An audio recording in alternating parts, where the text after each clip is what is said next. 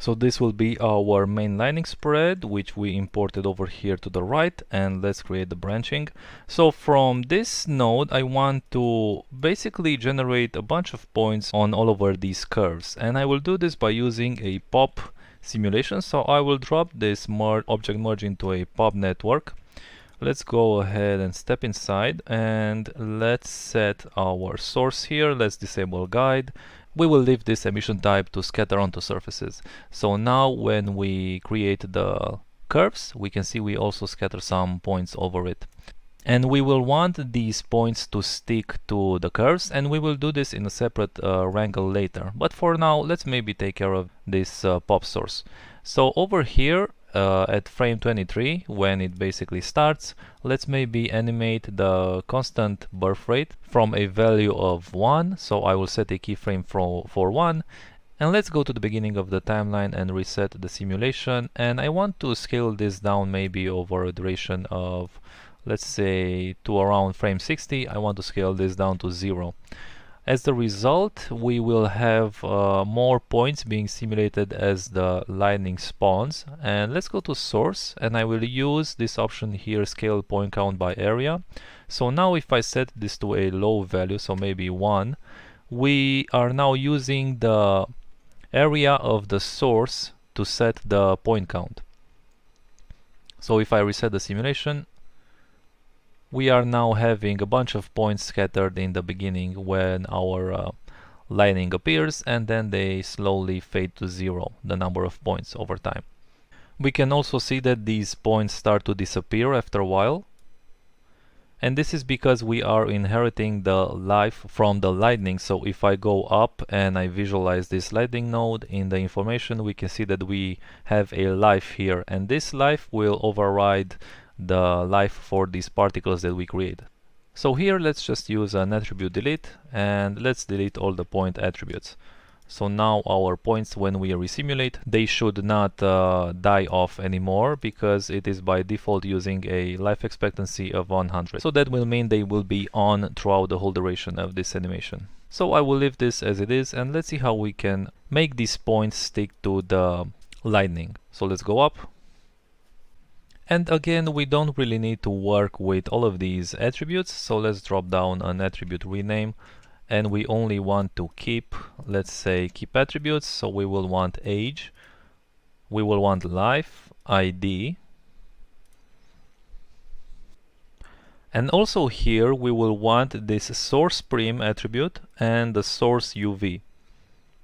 What these two attributes are is, if I preview my points and I template my surface, so our curves, when a point is spawned, let's maybe go to a frame here, so we can see if we single out this point here, this point is spawned in the first frame right on the surface, and then if I move over a few frames, it basically remains where it is, but the geometry will update. So if I go right on the frame where it starts, source prim will give me the number of the primitive from which this point spawned. So if I turn on primitive numbers and go to my curves, we can see that this primitive number is 7. So this source prim will return 7 for this point. The source UV will return exactly the position where along this curve this point will spawn. So from here, what I can do is drop this inside an attribute wrangle, and let's move this over here and place this into our second input, and we will use the premuv function again. So if you haven't watched the premuv video, I highly recommend you watch that. So the link to that video will be inside the links file from the downloads. And what basically all the premuv will do is it will give me an attribute from a certain primitive with a certain number and the location on that primitive. So if I create a vector here, let's create a vector variable called pause, and I will say that this is equal to premuv, and maybe first I will make some room over here, and inside premuv we want to look at our second input, which is the curve's geometry, and we want to grab the p attribute, so the position, and we want to grab it from the source prim, so I at source prim. So this is the number of the primitive where the point will spawn, and then we want to grab v at source uv. Okay, so these are these two attributes over here which we kept, source prim and source UV. And then if I simply set my P, so the position of the point, to be equal to this pose that we created, now our points will stick to the curves in the location to where they spawned originally. So if I turn this on for the template and I preview some of these points, let's maybe just follow one of these points. So we can see we create a point here, and maybe I will just press D and create, let's change the point size a bit to maybe, let's try 7. Okay, so we have this point, and we can already see that it starts to move with the curves. So we can see that we have the point that spawned over here in this location, and now every frame this will update to and set its new position to where it was originally, where it first spawned, using this primUV function here. Okay, so I can preview a few more frames, and because the lining will increase in length, it will also translate to our points as well. So now the points are sticking to our lining, and we can use these to copy some lines onto, which will become our branching. So let's maybe go back and set this back to a point size of 3, and let's drop down a simple line, and from this line I can do a copy to points and use these points as my template. So now we can see that all of these lines will stick to the lining. Okay, so that's pretty cool. And now all we have to do is determine a direction for this line and set up some more attributes to create some more randomness.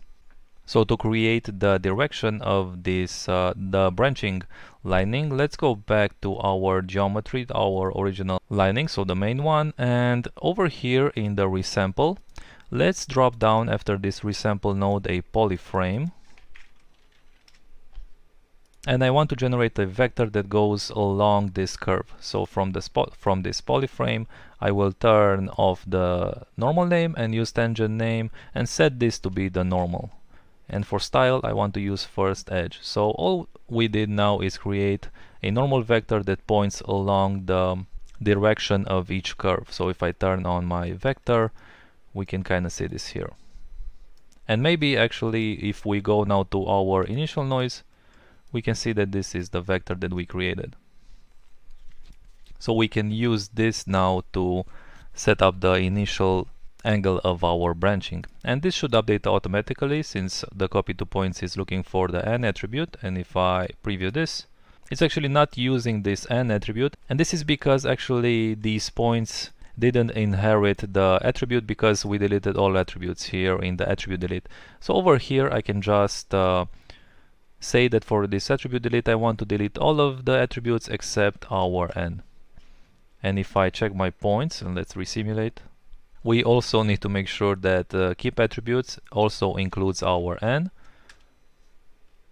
And this is still not working, and so I found the error, and it's this attribute noise has this option here to recompute normal. So let's just turn this off, and so we have the surface from which we spawn points, which has the normal, and then we delete everything but keep the normal. And then when we create our points, these are now inheriting the normal as well. And now if I go to my copy to points, and let's make sure our line is facing the z direction. So if I go to my line, you can see that it's straight upwards, and we need to make sure that this is facing on the z. So just set the direction to 0, 0 and 1.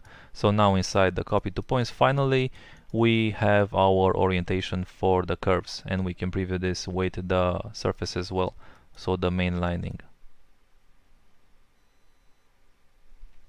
Okay, so again for this normal, just make sure that the small noise has the recompute normal turned off, and inside the attribute delete we keep the n, and for this attribute rename we also keep the n over here.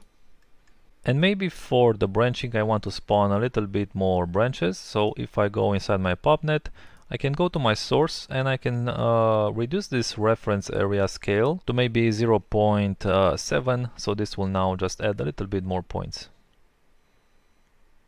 And we can change this later if needed. So let's go back up. And from here, let's maybe just drop down a null, and let's rename this to LTG branch, and let's merge these two together. So this guy and this guy, hold down Alt and merge these,